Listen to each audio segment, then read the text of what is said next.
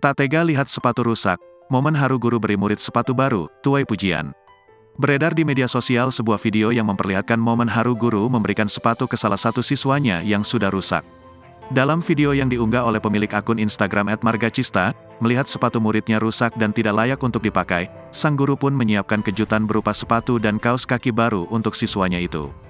Video tersebut pun kini viral dan menuai pujian dari warganet. Pada awalnya, sang guru mendapatkan laporan bahwa salah satu sepatu siswanya yang rusak.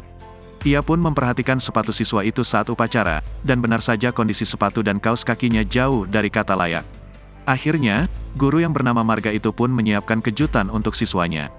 Ia memberinya hadiah berupa sepatu dan kaos kaki baru untuk siswanya. Setelah menyiapkan sepatu baru, Marga pun memanggil siswanya dan menanyakan ukuran sepatu siswanya. Setelah menanyakan hal tersebut, ia pun mengajak muridnya yang bernama Fadil itu masuk ke kelas dan memberinya hadiah. Ia bahkan membantu siswanya memakai sepatu baru yang diberinya. Di akhir video, Fadil pun memeluk gurunya yang telah memberi sepatu baru. Video ini pun viral dan menuai perhatian ramai dikomentari warganet. Tak sedikit dari warganet yang memuji aksi terpuji sang guru serta mendoakan Fadil agar menjadi orang yang sukses nanti.